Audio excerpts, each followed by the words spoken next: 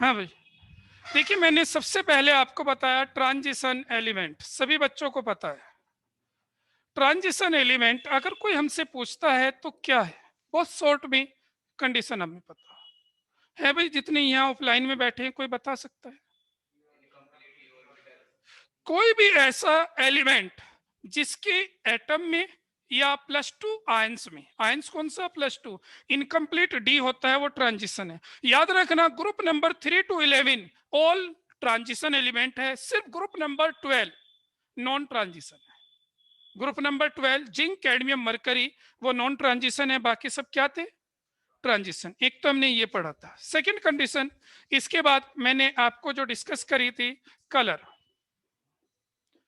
Colour colour में हमसे पूछा जाएगा transition metal and their compounds are coloured, explain it. तो क्या आंसर लिख के आएंगे? कोई आप में से बताना चाहे भाई? Transition elements and their compounds are coloured, Harshit Tyagi बोलिए। Sir due to incomplete D orbitals, और सर डी नहीं, पूरा बोलना है। Transition metal and their compounds have incomplete d orbital configuration which permit dd transition। बस ये एक लाइन लिखनी है। फिर इसके बाद आपसे प्रॉब्लम पूछी जा सकती है, कोई भी आयंस या कंपाउंड देकर ये कलर है या कलरलेस है, क्या करना पड़ेगा? Electronic configuration. इलेक्ट्रॉनिक कॉन्फ़िगरेशन करके देखना, अगर उसमें D1 से D9 आ जाए, D1 से D9 आ जाए तो कलर बता देना उसे। कलर का नाम नहीं लिखना कि वो कौन सा कलर है, कोशिश ये करना जो नोट्स में कलर लिखे हैं वो याद कर लें, ये ध्यान रखना वे याद कर ले, वरना कलर लिखना है, कलर का नाम नहीं लिखना। अगर वो D0 आ जाए या D10 आ जाए तो वो कलरलेस होता है। कलरलेस को हम वाइट भी कहते हैं, कलरलेस को हम वाइट भी कहते हैं, ये आपको ध्यान रखना है।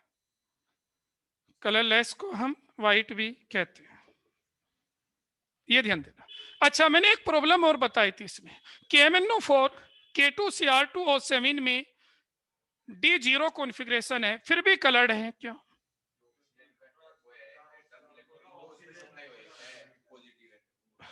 ये हर्षित त्यागी ये पढ़ता है, बाकी बच्चे नहीं पढ़ते। 80 स्टूडेंट है ऑनलाइन, बाकी कोई नहीं पढ़ता। वरुण वर्मा 2 बच्चे पढ़ते हैं भाई, बाकी को पता ही नहीं कुछ भी। वरुण आप बताना। Sir, due to charge transfer from oxygen to metal ion.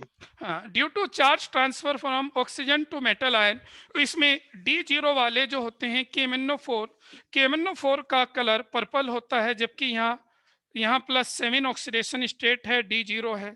K2Cr2O7 orange colour का होता है, जबकि यहाँ +6 है। ऐसा क्यों?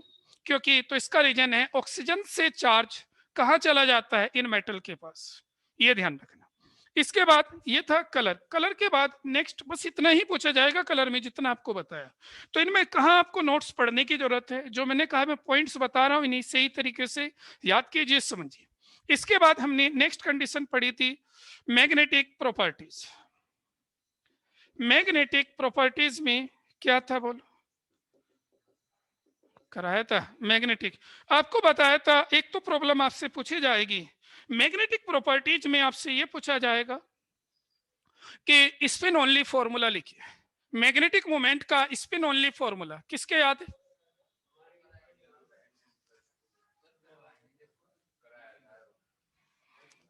भाई अब तो प्रूफ भी ये है, वीडियो है, कोई ऐसा भी नहीं है मेरी वीडियो बनी हुई है कि मैंने पढ़ाया था नहीं पढ़ाया था। हाँ भाई, मैं ये कहना चाह रहा हूं, हमसे कहा जाएगा स्पिन ओनली फॉर्मूला। हाँ Tanu, spin only formula. Sir under root हाँ, mu is equal to magnetic moment under root, बोलो आगे, n × n+2 n+2 Bm Bohr magneton, ये फॉर्मूला था। और इसमें n क्या है, नंबर ऑफ अनपेयर्ड इलेक्ट्रॉन। आपको फिर मैंने इससे अनपेयर्ड इलेक्ट्रॉन के बेस पर मैग्नेटिक मोमेंट आप बता सकते हो। और साथ साथ एक शॉर्टकट मेथड भी बताया था कि किसी में भी अनपेयर्ड इलेक्ट्रॉन मान लीजिए 3 है तो मैग्नेटिक मोमेंट 3.83 समथिंग आएगा। अगर किसी में 4 अनपेयर्ड इलेक्ट्रॉन है तो उसका मैग्नेटिक मोमेंट 4.9 समथिंग आएगा, किसी में 5 अनपेयर्ड इलेक्ट्रॉन है तो उसमें 5.9 समथिंग आएगा। तो ये आप बता सकते हो मैग्नेटिक मोमेंट। याद रखना कभी कभी मैग्नेटिक मोमेंट देकर अनपेयर्ड इलेक्ट्रॉन पूछता है तो डायरेक्ट पॉइंट से पहले जो होते हैं वो नंबर ऑफ अनपेयर्ड इलेक्ट्रॉन होते हैं। लेकिन एक चीज और याद रखना, कभी भी पॉइंट से पहले जो था, मान लीजिए कहीं मैग्नेटिक मोमेंट लिखा है 3.10, तो आपको मैंने बताया था पॉइंट के बाद 8 से बड़ी वैल्यू होनी चाहिए। अगर छोटी वैल्यू लिखी है तो इससे एक कम बोलना है, तो अनपेयर्ड इलेक्ट्रॉन यहाँ 2 है। ऐसा क्यों? क्योंकि मैंने बताया था कि कभी कभी ऑर्बिटल कंट्रीब्यूशन भी इंक्लूड हो जाता है। जब इलेक्ट्रॉन स्पिन करता है, स्पिन ओनली फॉर्मूला तो हमेशा लगेगा, साथ साथ ऑर्बिटल वाला भी यूज हो जाता है, ये ध्यान रखना। इसके बाद आपसे 2 प्रॉब्लम और पूछी जाएंगी कि कोई भी आयंस वगैरह लिखकर ये पूछेंगे बताइए पैरामैग्नेटिक क्यों है, तो क्या आंसर लिखेंगे? पैरामैग्नेटिक क्यों है? हाँ भाई, पैरामैग्नेटिक क्यों है? विशाखा राठी बोलिए। हेलो, चलिए कुछ कनेक्टिविटी में प्रॉब्लम है, आंसर तो आप सही बता।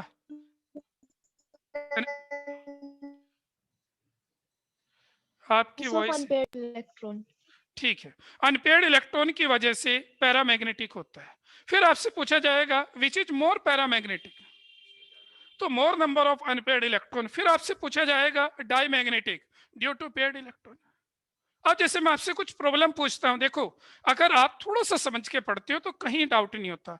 सल्फर वेपर्स आर पैरामैग्नेटिक, अब आंसर पता हो तो बता दो। सल्फर वेपर्स आर पैरामैग्नेटिक भाई।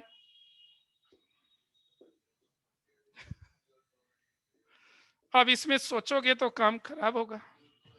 पैरामैग्नेटिक वर्ड लिखते ही क्या लिख के आना सज्जन, बस। तो sulphur vapours are paramagnetic due to presence of unpaired electrons.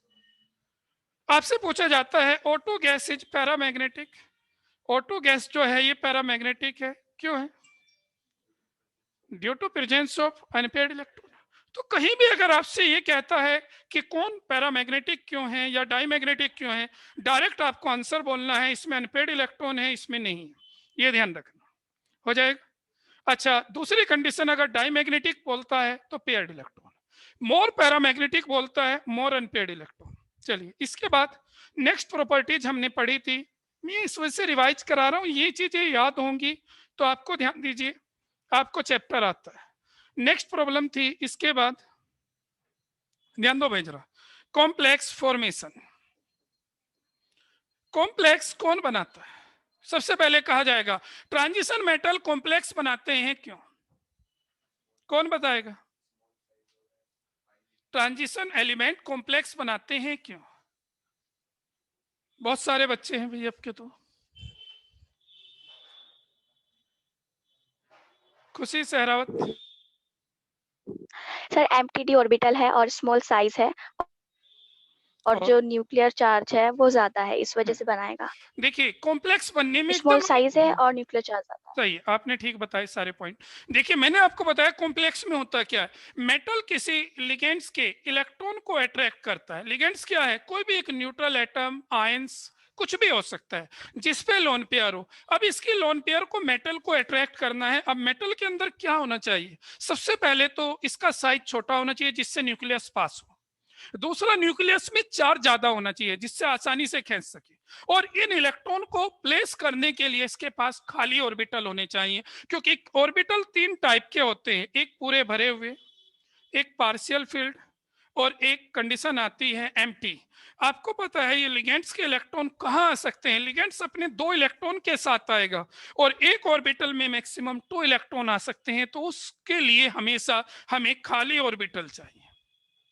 अगर पहले से भरे हुए हैं उनमें इलेक्ट्रॉन नहीं आ सकते, क्योंकि एक ऑर्बिटल में मैक्सिमम 2 इलेक्ट्रॉन आ सकते हैं। तो ये ट्रांजिशन मेटल कॉम्प्लेक्स क्यों बनाते हैं? क्योंकि इनके पास स्मॉल साइज है, हाई चार्ज है और एम्प्टी ऑर्बिटल्स है। अब प्रॉब्लम आती है, इधर से पूछी जाती है, लिगेंड्स के बारे में पूछी जाती है, NH3 कॉम्प्लेक्स बनाता है क्यों? तो अब लिगेंड्स को क्या करना है? तो लिगेंड्स के बारे में सोचिए, ना कि मेटल के। लिगेंड्स को अपने इलेक्ट्रॉन देने हैं मेटल को, लिगेंड्स को अपने इलेक्ट्रॉन देने हैं मेटल को, तो क्या करेगा वो? हाँ भाई, तो NH3 कॉम्प्लेक्स बनाता है, क्यों? तो क्या आंसर बोलेंगे Pranav Jain? Due to presence of lone pair of electron, one हाँ atom in them. हाँ, तो ध्यान दीजिए, NH3 कॉम्प्लेक्स बनाता है क्योंकि इस पे लोन पेयर है।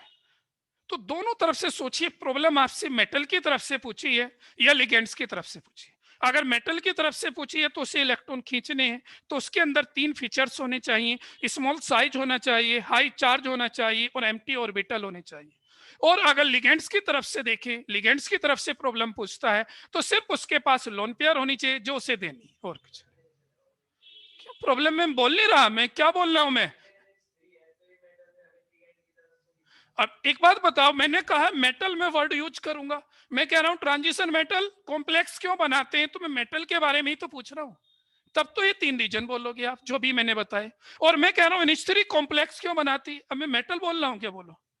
मैं कह रहा हूं वाटर कॉम्प्लेक्स क्यों बनाता है, मैं कह रहा हूं CN कॉम्प्लेक्स क्यों बनाता है, तो क्या बोल रहा हूं मैं? कोई मेटल का नाम लिया मैंने, तो उसमें क्या रीजन बोलोगे? लिगेंड्स नहीं, लोन पेयर है उसके पास। मैं आपसे कह रहा हूं कार्बन मोनोऑक्साइड कॉम्प्लेक्स बनाता है, क्यों? लोन पेयर है जिसे डोनेट कर सकता है। तो क्लियर पता होना चाहिए। और वहां बोलूंगा मैं निकल मेटल कॉम्प्लेक्स बनाता है, तो अब मैंने बोला नहीं निकल मेटल, बोलो। या ट्रांजिशन मेटल कॉम्प्लेक्स बनाते हैं, ट्रांजिशन एलिमेंट कॉम्प्लेक्स बनाते हैं, तो क्लियर लिखा हुआ समझ में आ गया। इसके बाद आती है properties interstitial compound. Interstitial compound कौन बताएगा? क्या आएगा पेपर में लिखा हुआ, सिर्फ सुन लीजिए, right A short notes on interstitial compound. या तो ये आता है, या आपको आता है कि ट्रांजिशन एलिमेंट इंटरस्टिशियल कंपाउंड्स क्यों बनाते हैं। दोनों में एक ही लिख के आना है। क्या लिख के आना है? ये जो ट्रांजिशन मेटल है, पहला चैप्टर आपने पढ़ा था सॉलिड स्टेट। सॉलिड में हमने पढ़ा जब एटम्स को हम क्लोजली पैक करते हैं तो उन्हें कितना ही क्लोजली पैक कर दें, एटम एक स्फीयर होता है, और स्फीयर को आप कितना ही क्लोजली पैक करो, उनके बीच में खाली जगह जरूर आएगी। इस खाली जगह को, वैकेंट स्पेस को हम क्या कहते हैं?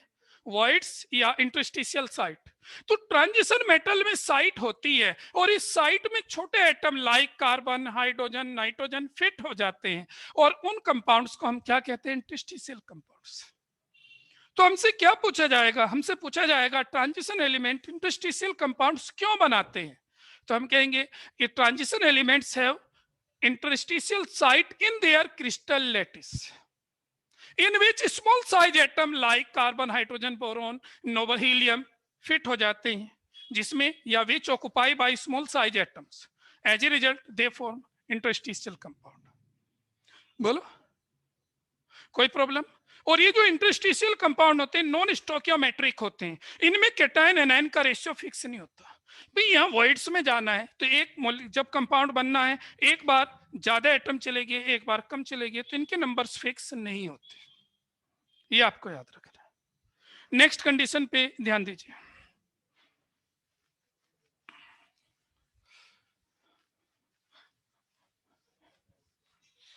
नेक्स्ट प्रॉपर्टीज थी एलॉयज फॉर्मेशन। लास्ट मैंने ये कराई थी भाई, alloys formation. Alloys formation, alloys क्या है आप सबको पता है। एलॉयज किसे कहते हैं? होमोजेनियस मिक्सचर ऑफ 2 और मोर मेटल, 2 या 2 से ज्यादा मेटल का होमोजेनियस मिक्सचर, उसे एलॉयज कहते हैं। एलॉयज में होता क्या है, जरा ध्यान देना। वैसे तो आपको यह पूछा जाएगा कि एलॉयज क्यों बनते हैं, उसका आंसर आप सबको पता है, लेकिन फिर भी मैं समझा दूं कि हमें पता हो तो कभी बाय चांस भूल जाएं तो अपने कॉन्सेप्ट लगा के भी बता सकते हैं। एलॉयज में होता क्या है? एक मेटल है, मेटल सॉलिड होता है, मान लीजिए ये मेटल है ए, ध्यान देना भाई, ए मेटल के है, ए के एटम है ये मेटल के। अब इसका एलॉयज बनाना है बी के साथ। एलॉयज कैसे बनेगा? ये बी है, दोनों को मेल्ट करो और एक दूसरे में मिक्स कर दीजिए, मेल्ट कीजिए और मिक्स कर दीजिए, यानी कि दोनों को पिघलाइए मेटल को और एक साथ डाल दीजिए। तो एक के क्रिस्टल में दूसरे एटम का क्रिस्टल, यानी कि एक एटम दूसरे एटम के क्रिस्टल में चला जाता है, तो ये ए इनमें और बी इधर आ जाएगा और ये क्या बन जाएंगे? एक साथ ये क्रिस्टल बना देंगे कुछ ऐसे, इसमें ए और बी दोनों आ जाएंगे, कुछ ए हो जाएंगे कुछ बी हो जाएंगे, कोई भी कहीं भी आ सकता है, ऐसा कुछ नहीं, ये ध्यान रखना। ए और बी मिक्स हो जाते हैं, अब इसको एलॉयज कहते हैं। तो एलॉयज में क्या होना है, एटम को अपनी पोजीशन बदलनी है और कुछ। अब ये पोजीशन कब बदली जा सकती है, पोजीशन तब बदली जा सकती है जब इनका सिमिलर साइज हो। आप क्योंकि सिमिलर साइज से क्या फर्क पड़ेगा, अगर लार्ज डिफरेंस हो साइज में। देखो सिमिलर साइज और लार्ज डिफरेंस इन साइज से क्या फर्क पड़ता है वो सुनिए जरा।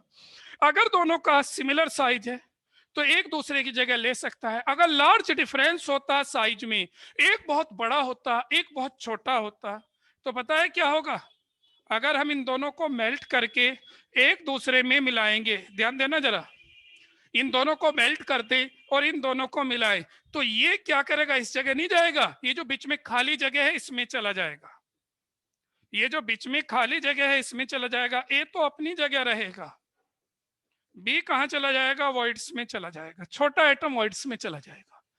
तो ये क्या बनेगा, ये इंटरस्टिशियल कंपाउंड बन जाएगा। ये क्या बना, इंटरस्टिशियल कंपाउंड। एलॉयज के लिए क्या चाहिए, अपनी पोजीशन बदलनी, एटम को चेंज करना, रिप्लेस करना है। और यहाँ क्या हुआ, वॉइड्स में चला गया, तो इंटरस्टिशियल कंपाउंड। तो यहाँ इंटरस्टिशियल कंपाउंड बनना है और यहाँ एलॉयज बनना है। तो एलॉयज बनाने के लिए क्या होना चाहिए, ए और बी का साइज सेम होना चाहिए, जिससे एक एटम दूसरे एटम की जगह ले सके। और अगर लार्ज डिफरेंस होगा तो एलॉयज नहीं बनते। इसी वजह से कहा जाता है कि ऐसे दो मेटल एलॉयज बना देते हैं जिनमें साइज डिफरेंस 15% से ज्यादा नहीं होता। तो मैक्सिमम डिफरेंस इन साइज 15% से ज्यादा नहीं होना चाहिए। मान लीजिए अगर एक का साइज, ध्यान देना भाई, अगर एक का साइज कितना है 100 पिकोमीटर है, तो दूसरे का साइज क्या चल सकता है, 85 से 115 तक चल सकता है। अगर एक एटम का साइज 100 पिकोमीटर है तो दूसरे एटम का साइज कितना होना चाहिए, 85 तक या 115 तक, इनके बीच में हो सकता है, तो एलॉयज बन जाएगा। अगर इनसे ज्यादा हो गया तो ये बन जाएगा, याद रख लेना। तो समझ में आ गया एलॉयज किसे कहते हैं। तो ये कैरेक्टर मैंने डिस्कस किए थे, ये मैंने इस वजह से रिवाइज करा है क्योंकि कल तक मैं इसे खत्म कर दूंगा, इस वजह से अब आपको ये चैप्टर पूरा याद भी हो जाएगा। यहां तक कोई प्रॉब्लम। अब इसके बाद नेक्स्ट प्रॉपर्टीज पढ़ते हैं। नेक्स्ट प्रॉपर्टीज, थोड़ा सा प्रॉपर्टीज का कॉन्सेप्ट समझा करो भाई। ऑक्साइड्स वेरी इंपॉर्टेंट प्रॉपर्टीज है। एक्सप्लेनेशन को मैंने कहा नोट्स से पढ़ना चाहो नोट्स से पढ़िए, और जो मैं लिखाता हूं इससे लिखिए, तो नोट्स की जरूरत ही नहीं है। नोट्स पढ़ने पड़ेंगे आपको 3 प्रॉपर्टीज में, इलेक्ट्रोड पोटेंशियल में, ऑक्सीडेशन स्टेट में, और तीसरा आयनेशन एनर्जी में, वरना नोट्स पढ़ने की जरूरत नहीं, बस यहीं से समझिए। नेक्स्ट प्रॉपर्टीज है ऑक्साइड्स, ध्यान दीजिए भाई जरा। ऑक्साइड्स वेरी इंपॉर्टेंट है, यहां से 2-3 प्रॉब्लम बनती है। सबसे पहले ऑक्साइड से प्रॉब्लम बनती है हमें एसिडिक और बेसिक नेचर की। समझो जरा पहले बोर्ड पे, एसिडिक ऑक्साइड्स जानते हो, जब कोई एलिमेंट ऑक्सीजन के साथ कंबाइन होता है तो उस बाइनरी कंपाउंड को ऑक्साइड कहते हैं। अगर कोई भी एलिमेंट ऑक्सीजन से कंबाइन हो तो उस बाइनरी कंपाउंड्स को, यानी कैसा कंपाउंड जिसमें 2 एलिमेंट है, एक ऑक्सीजन और एक एलिमेंट, उसको हम क्या कहते हैं, ऑक्साइड्स। अब ऑक्साइड्स में हमसे 2 पॉइंट पूछे जाएंगे, एक तो एसिडिक स्ट्रेंथ यानी कि एसिडिक नेचर, ये ध्यान रखना आपको, एसिडिक नेचर ऑफ ऑक्साइड। एक तो आपसे ये पूछी जाएगी ऑक्साइड की एसिडिक नेचर, और दूसरा पूछा जाएगा कोवेलेंट और आयनिक कैरेक्टर। अब इन दोनों के थोड़ा बेस को डिस्कस करें क्योंकि बार बार हम प्रॉपर्टीज को रिपीट ना करके एक ही बार कॉन्सेप्ट सीखें। यहां ध्यान दो भाई जरा, देखिए जब कभी आप इनऑर्गेनिक केमिस्ट्री पढ़ते हो तो इनऑर्गेनिक केमिस्ट्री में स्पेशली आपको याद रखना है, जैसे मैंने ऑर्गेनिक आपको पढ़ाई, ऑर्गेनिक हमारी कंप्लीट हुई, तो ऑर्गेनिक केमिस्ट्री में हमने पढ़ा एसिड किसे कहते हैं, तो हमने आर्हेनियस कॉन्सेप्ट पढ़ा। आर्हेनियस कॉन्सेप्ट कहता है जो एच डोनेट करता है वो एसिड है। आपने देखा कार्बोक्सिलिक एसिड को हमने एसिड बताया, क्यों कहा, क्योंकि ये एक्वस सॉल्यूशन में एच देता है। तो एचायन डोनर एसिड होता है। ये कौन सा कॉन्सेप्ट था? Arrhenius concept. तो हमने आर्हेनियस कॉन्सेप्ट लगाया था जब ऑर्गेनिक पढ़ते हैं, लेकिन जब इनऑर्गेनिक पढ़ते हैं तो आर्हेनियस कॉन्सेप्ट एक्सेप्शन में यूज होता है। नॉर्मली कौन सा कॉन्सेप्ट लगता है? यहां लगता है लुईस एसिड। तो याद रखना, इनऑर्गेनिक केमिस्ट्री में आपको हमेशा लुईस एसिड कॉन्सेप्ट लगाना है। तो सुनिए जरा, क्या यूज करोगे हमेशा? Lewis acid. लुईस एसिड कहां यूज होगा? In P block and D and F block. D block, F में आएगा नहीं, वैसे जरूरत नहीं है। इन पी ब्लॉक या डी ब्लॉक, दो ही चैप्टर हमें पढ़ने। तो कौन सा कॉन्सेप्ट लगाओगे? लुईस एसिड, हमें पता होना चाहिए। और लुईस क्या कहता है? लुईस कहता है इलेक्ट्रॉन पेयर एक्सेप्टर एसिड है।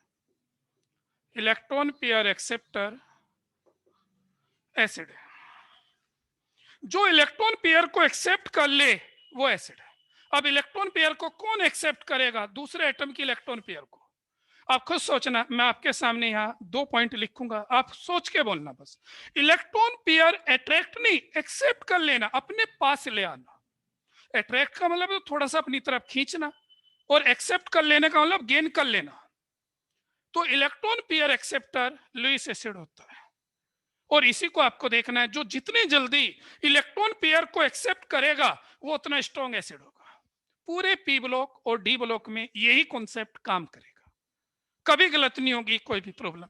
अब सबसे पहली कंडीशन आती है कि इलेक्ट्रॉन पेयर को कौन जल्दी एक्सेप्ट करेगा। हम क्या देखें? तो ध्यान दीजिए, आपके सामने मैं 2 कंडीशन लिख रहा हूं। एक एलिमेंट है +2 वाला और एक एलिमेंट है +5 वाला। दोनों को इलेक्ट्रॉन खींचने हैं, बताइए कौन जल्दी एक्सेप्ट करेगा? आपके सामने लिखा हुआ है। इलेक्ट्रॉन पे पता है निगेटिव चार्ज है, ये निगेटिव है, तो निगेटिव को कौन जल्दी अट्रैक्ट करेगा? +2 या +5? तो इसका मतलब क्या हुआ? +5 का मतलब है +5 इज ए चार्ज। चार्ज को कहते हैं ऑक्सीडेशन स्टेट। तो जिसकी ऑक्सीडेशन स्टेट ज्यादा है वो इलेक्ट्रॉन को जल्दी खींचता है, और जो जल्दी खींचता है वो स्ट्रॉन्ग एसिड है। तो इसका मतलब क्या समझ में आया हमें? जिसकी ऑक्सीडेशन स्टेट ज्यादा होती है वो स्ट्रॉन्ग एसिड होता है। इट मींस ऑक्सीडेशन स्टेट बढ़ने से एसिडिक कैरेक्टर बढ़ता है। बोलो भाई, किसी बच्चे को डाउट हो आप में से? चलिए, सभी बच्चों ने सही लिखा है, तो बस ये पॉइंट याद रखना इसमें। तो क्या कॉन्सेप्ट लगाएंगे भाई? Acidic character increase with increase in oxidation state. तो ये हमें यहां याद रखना है बस। Acidic character increase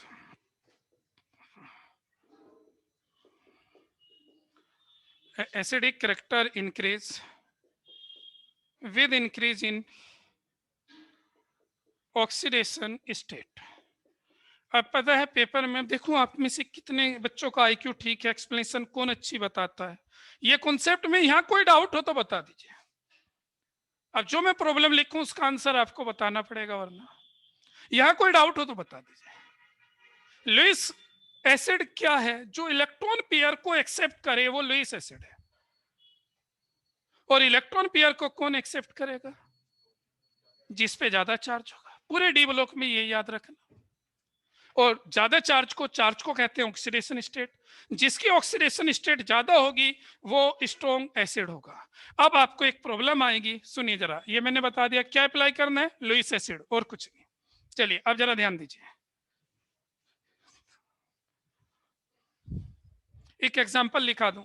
for example MnO2, इसी में नोट्स में लिखा हुआ भी है वो शायद। एग्जांपल पेज नंबर 5 पर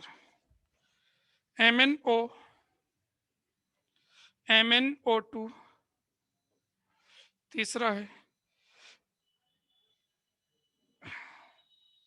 Mn3O2, Mn3O4, फिर है Mn2O3, MnO2 और Mn2O7। जरा ध्यान देना भाई, देखो ये कंपाउंड लिखे, इसमें Mn की +2 है यहाँ अगर ऑक्सीडेशन स्टेट निकालें +8/3 है, निकालनी आती है, इसको x मान लीजिए, O की -2 होती है, कोई एक्सेप्शन नहीं है, कोई प्रोक्साइड वगैरह नहीं है। यहाँ Mn की +3, यहाँ Mn की +4, यहाँ Mn की +7। ये क्या होता है? पहले वाला बेसिक होता है, ये दोनों, ये तीनों एम्फोटेरिक होते हैं,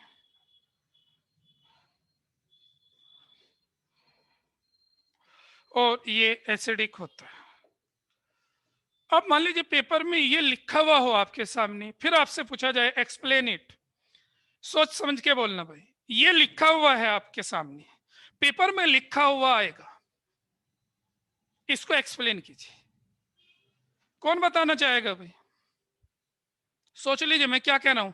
ये एग्जाम्पल आपके सामने लिखा हुआ है मान लीजिए पेपर में, या और मैं कहता हूं इसको एक्सप्लेन कीजिए।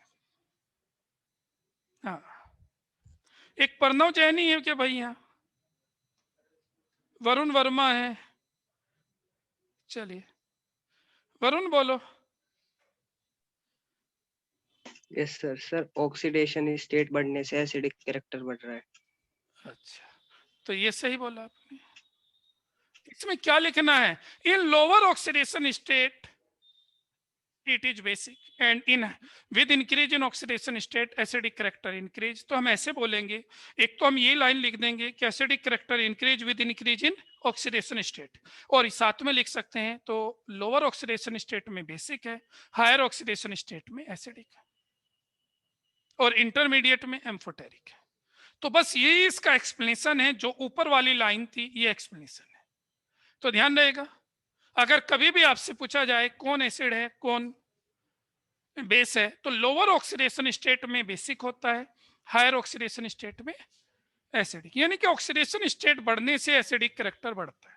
और इसका यूज आप कहां करोगे? पी ब्लॉक में भी करोगे। पी ब्लॉक में ऐसे आएगा, एक कंपाउंड है HClO, HClO2, HClO3, HClO4, इसमें कहा जाएगा इन्हें एसिडिक कैरेक्टर में बताइए। तो हम देखें यहाँ +1, यहाँ +3, यहाँ +5 और यहाँ +7। अब अगर हम इन्हें कंपेयर करें तो which is strong acid, which is weak?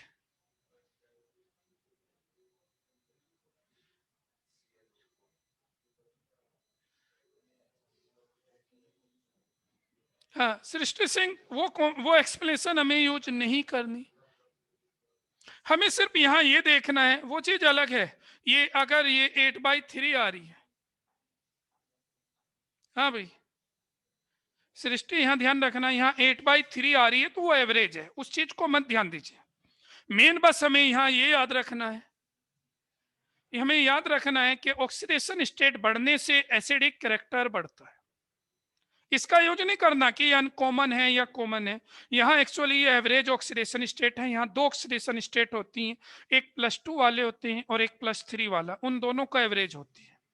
तो एवरेज हमें नहीं बतानी। तो अब बताइए इनमें सबसे स्ट्रॉन्ग एसिड कौन सा होगा? HClO4। क्यों होगा? क्योंकि रीजन क्या लिखोगे? ऑक्सीडेशन स्टेट बढ़ने से एसिडिक कैरेक्टर बढ़ता है। ये ध्यान रखना, ये पी ब्लॉक की प्रॉब्लम है और ये DNF की। आपको प्रॉब्लम पूछी जाती है, यहां ध्यान दो भाई जरा एक मिनट, आपसे प्रॉब्लम पूछी जाती है SO2 और SO3 which is more acidic and why? SO2 और SO3, यहां है +4, यहां है +6, विच इज मोर एसिडिक? SO3। ये ध्यान देना। तो आपको ये चीज ध्यान रखना है, ऑक्सीडेशन स्टेट बढ़ने से एसिडिक कैरेक्टर बढ़ता है, बस ये। अगर ऑक्सीडेशन स्टेट सेम हो तो जिसकी इलेक्ट्रोनेगेटिविटी ज्यादा होती है वो स्ट्रॉन्ग एसिड होता है, ये भी ध्यान रखना। अगर ऑक्सीडेशन स्टेट सेम है तो इलेक्ट्रोनेगेटिविटी बढ़ने से एसिडिक कैरेक्टर, क्योंकि इलेक्ट्रोनेगेटिविटी का मतलब क्या है? इलेक्ट्रॉन पेयर को अट्रैक्ट करना, और आपको पता है जो अट्रैक्ट करेगा वो ही एक्सेप्ट करेगा। जो इलेक्ट्रॉन अपनी तरफ खींचेगा वही तो अट्रैक्ट करेगा, मतलब जो अट्रैक्ट करेगा वही एक्सेप्ट करेगा, उस टाइप से भी। तो अगर ऑक्सीडेशन स्टेट सेम आ जाए तो कौन स्ट्रॉन्ग एसिड होगा? जिसकी इलेक्ट्रोनेगेटिविटी ज्यादा हो गया। अच्छा, अगर मैं आपसे ये पूछने लगूं, एक कंपाउंड HClO4 है, H2SO4 है, HNO3 है, which is strong acid? Which is strong acid? बोलो भाई, which is strong acid? Perchloric acid, sulphuric acid, nitric acid? Perchloric acid सबसे स्ट्रॉन्ग एसिड है। क्यों है? ड्यू टू, ये कह सकते हैं greater oxidation state of chlorine. Chlorine की +7 है इस बेस पर, तो ध्यान रहेगा भाई। अब बताओ कहीं भी अगर पी ब्लॉक में एक्सेप्शन अलग है, वो मैं अलग से लिखाऊंगा, जब पी ब्लॉक कराऊंगा तब होगा। नेक्स्ट प्रॉपर्टीज इसी का बी पॉइंट, ये नोट कर लिया भाई। अब बी पॉइंट आपको इनका ऑक्साइड्स का पढ़ना है, कोवेलेंट कैरेक्टर।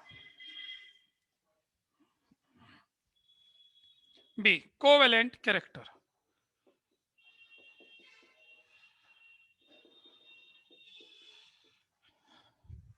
अब देखिए, मैं यहां आपको दो एक्सप्लेनेशन समझाना चाहूंगा भाई। आप सभी को ध्यान रखना है, दोनों में से आप कोई भी एक्सप्लेनेशन यूज कर सकते हो। आपको दो एक्सप्लेनेशन समझाऊंगा, उन दोनों में से ध्यान देना। सबसे पहले तो कोवेलेंट कैरेक्टर का मीनिंग क्या है? कोवेलेंट बॉन्ड, कोवेलेंट कैरेक्टर का मतलब है कोवेलेंट बॉन्ड, और कोवेलेंट बॉन्ड बनता है शेयर ऑफ इलेक्ट्रॉन से। जब इलेक्ट्रॉन शेयर करेंगे तब कोवेलेंट बॉन्ड बनेगा, और जहां शेयरिंग के चांस ज्यादा होंगे वहां मोर कोवेलेंट बॉन्ड होगा, और जहां शेयरिंग के चांस कम होंगे वो लेस होगा। ये बात ध्यान देना। अब एक बात बताइए, आपने पढ़ा है बॉन्ड नॉर्मली दो होते हैं, या तो आयनिक या कोवेलेंट, या तो आयनिक होगा या कोवेलेंट। आयनिक कैसे बनता है? आयनिक बॉन्ड बनता है ट्रांसफर से। ध्यान दो भाई जरा, यहां आयनिक बॉन्ड कब बनता है? ट्रांसफर से, transfer of electron. Electron transfer की वजह से आयनिक बनता है। कोवेलेंट कैसे बनता है? शेयरिंग से।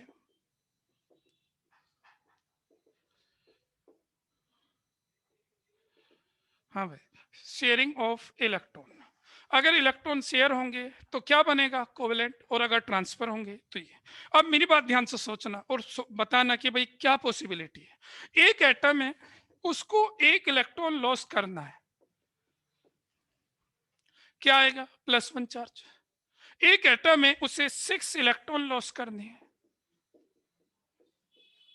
+6। अब ये बताइए कौन सा प्रोसेस आसान है इन दोनों में, एक इलेक्ट्रॉन को लॉस करना या 6 इलेक्ट्रॉन को लॉस करना? एक इलेक्ट्रॉन को लॉस करना आसान है, तो इसका मतलब +1 का बनना आसान है, +1 का बनना आसान है, ये तो समझ में आया हमें। और +6 नहीं बनेगा, यानी कि +6 बनेगा नहीं, +1 बन जाता है।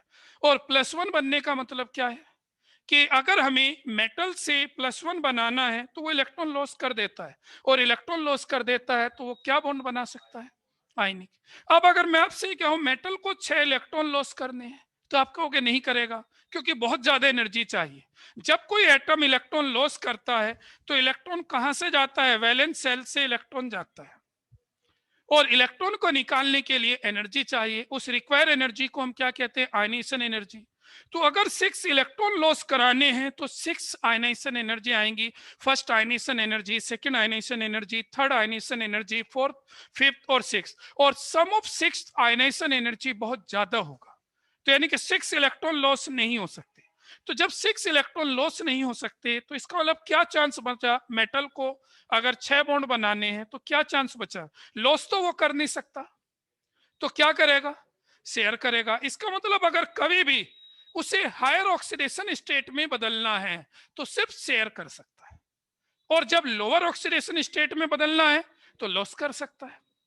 तो इसका मतलब हमें यहाँ क्या समझ में आया? हमें यहाँ ये समझ में आता है जब मेटल लोअर ऑक्सीडेशन स्टेट में होता है तो वो आयनिक हो सकता है, लेकिन जब वो हायर ऑक्सीडेशन स्टेट में होगा तो वो कोवेलेंट होगा। इट मींस क्या कॉन्सेप्ट है? ऑक्सीडेशन स्टेट बढ़ने से कोवेलेंट कैरेक्टर बढ़ता है, ये चीज ध्यान रखना। तो एक कॉन्सेप्ट तो आप इसका ये यूज कर सकते हो कि ये कह सकते हैं इन केस ऑफ +6 +3 +6 +4 +5, इनमें क्या होता है? सम ऑफ आयनेशन एनर्जी बहुत हाई होती है, तो एलिमेंट इलेक्ट्रॉन लॉस नहीं करता बल्कि शेयरिंग करता है। एक तो ये एक्सप्लेनेशन आप लिख सकते हो, एक दूसरा भी लिख सकते हो। वो क्या होता है? वो है पोलराइजेशन। बेस्ट एक्सप्लेनेशन ही पोलराइजेशन है। अब वो पोलराइजेशन क्या है वो समझिए जरा पहले। अभी मैं सिर्फ कोवेलेंट का मीनिंग समझा रहा हूं, अभी एक्सप्लेनेशन नहीं बताई भाई आपको सही। एक्सप्लेनेशन में दोनों अभी लिखाऊंगा कि क्या कंडीशन हमें लिख के आनी चाहिए। हमें पेपर में क्या लिख के आना है वो ध्यान से सुनिए जरा। एक टर्म्स होती है पोलराइजेशन। ये पोलराइजेशन क्या है?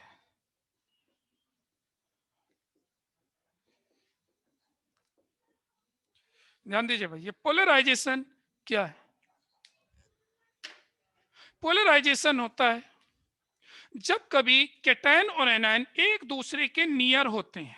ध्यान दीजिए भाई, जब कैटायन और एनायन एक दूसरे के नियर होते हैं उस टाइम पर पोलराइजेशन होता है। कैसे होता है वो समझिए। एक कैटायन है, एक कैटायन है और एक एनायन है, ये आयनिक कंपाउंड के अंदर है, एक एनायन है। जब ये आयनिक कंपाउंड में होते हैं एक दूसरे के नियर होते हैं, अब होता क्या है, ये जो कैटायन है ये अपने इलेक्ट्रॉन तो अट्रैक्ट करता ही है। क्यों करता है? क्योंकि इस पे न्यूक्लियर चार्ज ज्यादा है। पॉजिटिव चार्ज जब आता है तो प्रोटॉन के नंबर ज्यादा हो जाते हैं, इलेक्ट्रॉन कम, तो इफेक्टिव न्यूक्लियर चार्ज बढ़ जाता है, तो इसका न्यूक्लियर चार्ज ज्यादा है। एनायन में जब इलेक्ट्रॉन आते हैं, यानी कि एनायन बनता है, एक्स्ट्रा इलेक्ट्रॉन आते हैं, तो न्यूक्लियर चार्ज घट जाता है। तो इस पे इलेक्ट्रॉन क्लाउड है, इसके चारों तरफ ये इलेक्ट्रॉन है। और क्या कंडीशन है इसमें? इसमें इफेक्टिव न्यूक्लियर चार्ज कम है। तो जो मैं कह रहा था, ये जो कैटायन है, इस कैटायन का न्यूक्लियस अपने इलेक्ट्रॉन तो अट्रैक्ट करता ही है, साथ साथ ये जो एनायन का इलेक्ट्रॉन क्लाउड है इसे भी अपनी तरफ खींचता है। और जब इसके इलेक्ट्रॉन क्लाउड को ये अपनी तरफ खींचता है तो इनके कुछ ऑर्बिटल एक दूसरे के साथ ओवरलैप हो जाते हैं। ऑर्बिटल का कुछ पार्ट एक दूसरे के साथ ओवरलैप हो जाता है और इस ओवरलैपिंग को ही हम कोवेलेंट बॉन्ड कहते हैं, शेयरिंग कहते हैं। तो यानी कि कैटायन एनायन के इलेक्ट्रॉन को अपनी तरफ खींचकर उसे डिस्टोर्ट कर देता है और इस डिस्टोर्शन को पोलराइजेशन कहते हैं। डिस्टोर्शन को पोलराइजेशन। और इस पोलराइजेशन से क्या होता है, कोवेलेंट बॉन्ड के चांस बनते हैं। यानी कि ये कैटायन इस एनायन के इलेक्ट्रॉन क्लाउड को जब अपनी तरफ खींचेगा तो ये क्या हो जाएगा, पोलराइज हो जाएगा। और पोलराइज होते हैं यहाँ शेयरिंग के चांस बनेंगे। अब जितने ज्यादा शेयरिंग के चांस बनेंगे उतना ज्यादा कोवेलेंट। अब एक बात बताना, एक मेटल है जिसपे +1 है, वो इलेक्ट्रॉन खींच रहा है, और एक मेटल आयन है जिस पर +6 है, ये इलेक्ट्रॉन खींच रहा है। ये बताइए इसके इलेक्ट्रॉन एनायन के कौन ज्यादा खींचेगा? +6 वाला ज्यादा खींचेगा। +6 वाला ज्यादा खींचेगा तो पोलराइजेशन के चांस ज्यादा कहाँ है? +6 में। तो इसका मतलब ओवरलैपिंग के चांस किस में ज्यादा है? +6 में। इसका मतलब मोर कोवेलेंट कौन सा हुआ? +6। लेकिन हमें अब लिखना कैसे? हम ऐसे भी कह सकते हैं। अब हमें लिखने का तरीका यह आता है इसमें कि जब मेटल पर कैटायन पर ज्यादा चार्ज होता है तो उसकी पोलराइजिंग पावर ज्यादा होती है। तो वर्ड ध्यान से सुनना जरा, एक वर्ड हमें यूज करना होता है, अगर वर्ड गलत लिख दिया तो मार्क्स नहीं मिलेंगे। तो इस कैटायन के लिए वर्ड यूज होता है पोलराइजिंग पावर, और एनायन के लिए होती है पोलराइज एबिलिटी। खुद पोलराइज होना है तो पोलराइज एबिलिटी, और कैटायन को दूसरे को पोलराइज करना है तो पोलराइजिंग पावर। तो यानी कि हम सीधा सा ये कह सकते हैं कि ये जो +6 वाला है इसकी पोलराइजिंग पावर ज्यादा है। अब क्योंकि इसकी पोलराइजिंग पावर ज्यादा है तो ये क्या करेगा, ये जल्दी पोलराइज कर देगा। ये ध्यान। तो यहां आपको बस सबसे सही एक्सप्लेनेशन यही है, अगर आप लिख सकते हो तो क्या इस कैटायन के लिए वर्ड यूज होता है polarising power, polarising power of cation, और एनायन के लिए वर्ड यूज होता है polarisability, polarisability of anion. ये याद रखना, जब एनायन अलग होते हैं तो इस कॉन्सेप्ट पे आंसर बताया करो, और जब कैटायन अलग होते हैं तो पोलराइजिंग पावर पे बताया करो। थोड़ा सा देखो, हमारी बिल्कुल नॉलेज सही होनी चाहिए, एक्सप्लेनेशन ऐसा हो टीचर पढ़ते ही कहे इसे कुछ पता है। मैंने बताया भी है, ऐसा नहीं कहता मैं, आप में से कोई बच्चा मुझे टेस्ट दीजिए, मैं बता दूंगा आपको कितनी नॉलेज है। एक थियोरेटिकल टेस्ट में 10-15 क्वेश्चंस के आंसर में मुझे पता चल जाता है आपको कितना पता है, क्योंकि उससे आइडिया हो जाता है कि इसे बेसिक कितने पता है। न्यूमेरिकल से नहीं पता चलता किसी की, न्यूमेरिकल दिया, न्यूमेरिकल उसने सोल्व करा, उसे फॉर्मूला पता था तो कर दिया, नहीं पता था तो नहीं होगा। उससे नहीं पता चलता नॉलेज का, नॉलेज का पता चलता है इस टाइप के कॉन्सेप्ट से कि बच्चा क्या कितना सही एक्सप्लेनेशन लिखता है। तो इसी चीज को मैं बताना चाह रहा हूं, अगर कैटायन अलग हो तो पोलराइजिंग पावर ऑफ कैटायन का वर्ड यूज किया करो, और अगर एनायन डिफरेंट हो तो पोलराइजेबिलिटी वर्ड यूज किया करो। तो यहां क्या होगा, कैटायन पर जितना ज्यादा चार्ज होगा उतनी पोलराइजिंग पावर ज्यादा होगी, और जितनी ज्यादा पोलराइजिंग पावर होगी उतना ज्यादा कोवेलेंट कैरेक्टर होगा। तो सही एक्सप्लेनेशन हमें क्या लिखनी चाहिए इसकी, तो ये पहले आप अपने समझने के लिए, अपनी नॉलेज के लिए बनाना चाहते हो तो पता हो। तो इसमें हमें प्रॉपर वर्ड यूज करना है कि with increase in oxidation state of metal polarising power increase, as a result covalent character increase. एक तो ये एक्सप्लेनेशन लिख सकते हैं, लिखिए जरा कोवेलेंट कैरेक्टर में। एक दूसरा हम ये कह सकते हैं कि in case of higher oxidation state sum of ionization energy is very high, as a result they form covalent compound। तो दो अलग अलग कॉन्सेप्ट हम इसमें यूज कर सकते हैं। बेस्ट है पोलराइजिंग, जो आपको पता है बेस्ट कौन सा है, पोलराइजिंग, ये ध्यान रखना। तो कैसे लिखे, तो लिखिए, देखो मैं यहाँ दो वर्ड, और इससे पी ब्लॉक के एक्सप्लेनेशन भी आपको याद होंगे, ये याद रखना। With increase in oxidation state of cation या metal, oxidation state of metal with increase in oxidation state of metal, comma polarizing power increase, power increase, as a result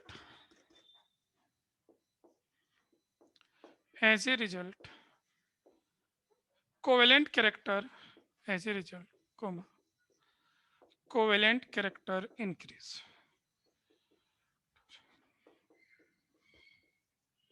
एक तो ये वर्ड, ये सिर्फ कैटायन के लिए है, इसको आप चाहो तो ऐसे भी लिख सकते हो, हाँ भाई इसको ऐसे भी लिख सकते हो, द सम ऑफ, देखो एक मिनट सुन लीजिए, हम ऐसे भी बोल सकते हैं in case of high oxidation state, यानी कि अगर वो हाई ऑक्सीडेशन स्टेट में तो sum of ionisation enthalpy very high होता है, एज ए रिजल्ट वो क्या करता है, इट फॉर्म कोवेलेंट या मोर कोवेलेंट होता है। तो हायर ऑक्सीडेशन स्टेट में तो ऐसे भी, पर बेस्ट एक्सप्लेनेशन ये है, बेस्ट ये है, लिख दो सकते हो, in higher oxidation state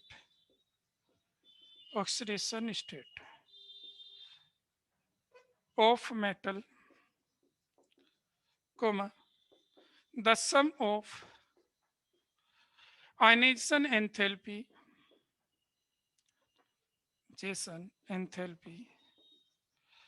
sum of ionization enthalpies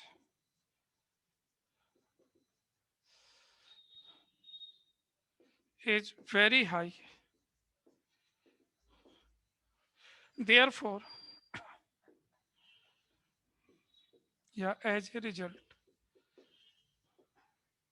metal form covalent compound, as a result metal form covalent bond,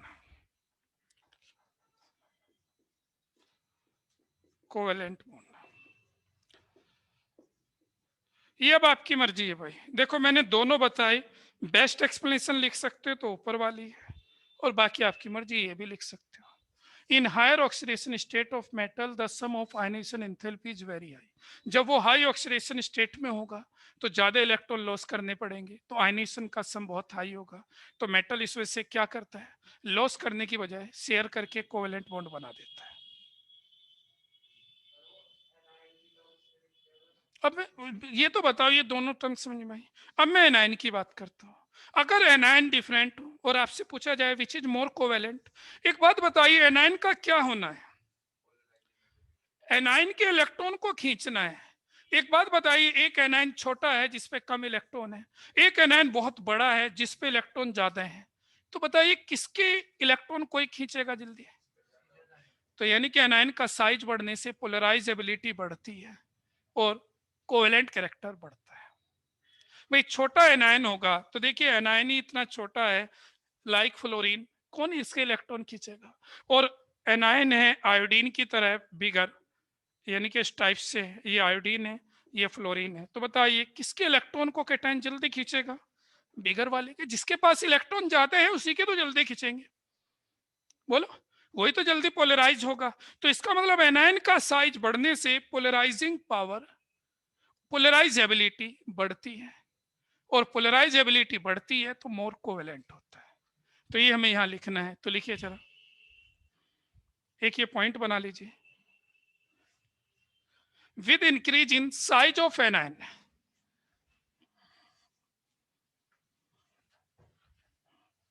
हाँ भाई लिखिए जरा, with increase in size of anion,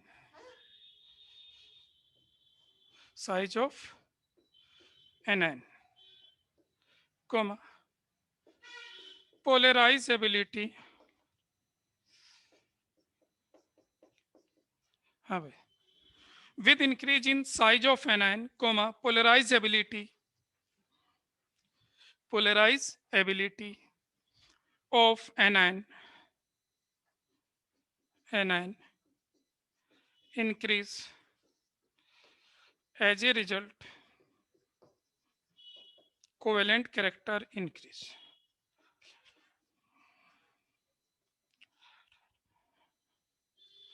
covalent character increase. भाई देखिए अब ये आपकी मर्जी है, एक्सप्लेनेशन कैसे लिखनी है वो चीज मैंने आपको बताई।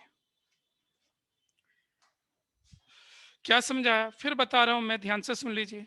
सबसे पहले उस प्रॉब्लम में देखना डिफरेंट क्या है, कैटायन है या एनायन है, मेटल है या एनायन है। जैसे भी मैंने बताया था, अभी एक आप में से पूछ भी रहे थे कि को मेटल के लिए पूछ रहा है या लिगेंड्स के लिए पूछ रहा है, वही चीज यहां ध्यान रखना, मेटल की बात कर रहा है या लिगेंड्स की बात, यानी कि एनायन की बात कर रहा है। अगर एनायन की बात कर रहा है तो साइज बढ़ने से पोलराइजेबिलिटी ऑफ एनायन बढ़ती है, इसका मतलब कोवेलेंट कैरेक्टर बढ़ता है।